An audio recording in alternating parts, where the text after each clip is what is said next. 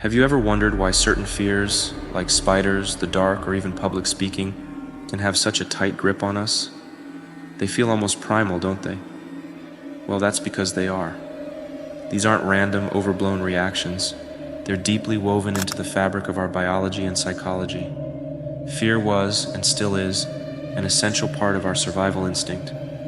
Thousands of years ago, a fear of predators, venomous creatures, or dangerous environments kept our ancestors alive. It was this very instinct that helped us respond quickly to life-threatening situations. The part of our brain that controls this instinct is called the amygdala, and when it detects a threat, it sets off the fight or flight response, preparing us to act fast. The adrenaline surges, our heart races, and we're ready to face whatever danger is near. But here's the thing.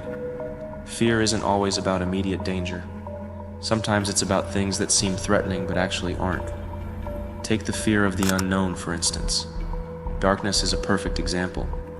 Sure, it's not the dark itself that's dangerous, but the uncertainty that comes with it. When we can't see what's around us, our minds start to run wild. Our imagination fills the void, and suddenly the shadows are no longer just shadows. The unknown feels like a threat because we don't know what's hiding in it, and our brain's job is to err on the side of caution. It wants to protect us, and so it treats anything we can't predict as potentially harmful. This fear of the unknown is one of the most ancient fears in humans, built into us to protect against what might be lurking in the unseen. Then, there's the fear of losing control. This one can hit hard. Whether it's the thought of flying, driving, or speaking in front of a large crowd, the feeling of losing control can be deeply unsettling. The thing is, our brains are wired to crave predictability. We want to feel in control, and when that's taken away from us, anxiety kicks in. Think about it. When you're driving on a winding road or giving a presentation, what's really at the core of that fear? It's not the act itself, it's the lack of control. We fear what might happen if things go wrong, and that unpredictability makes us feel vulnerable. Our minds start to race, asking, what if something goes wrong? And that what if can trigger all kinds of fears, big and small. Now let's talk about something that affects almost all of us at some point, the fear of social rejection. We are, at our core, social creatures. Being part of a group, whether it's a family, a team, or a community, has always been essential for survival. Thousands of years ago, being cast out of the tribe meant certain death.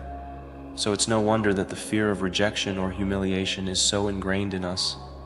It's not just about being disliked, it's about being excluded. Our brains are hardwired to see social rejection as a threat to our well-being.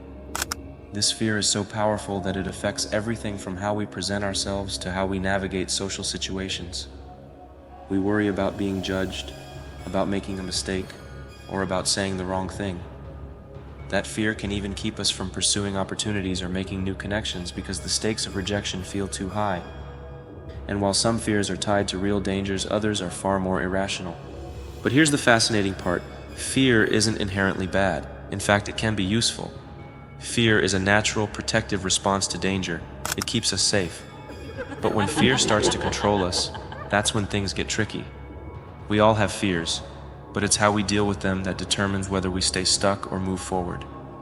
Fear can paralyze us, or it can push us to grow. The key is understanding it, recognizing that fear is just a signal. It doesn't have to define us. By facing our fears, we can train our brains to react differently. When we confront uncertainty, push through social discomfort, or challenge irrational phobias, we retrain our brains to respond with less anxiety. Slowly but surely, we can take control of our fear, rather than letting it control us. So, the next time you feel that twinge of fear, whether it's before a big presentation, stepping into a new situation, or confronting something you've been avoiding, remember that it's natural. Your brain is just doing its job, trying to protect you. But with understanding and awareness, you can change the way you respond to fear. It's all about perspective. Fear doesn't have to hold you back. It can be a tool for growth and self-discovery if you learn to work with it.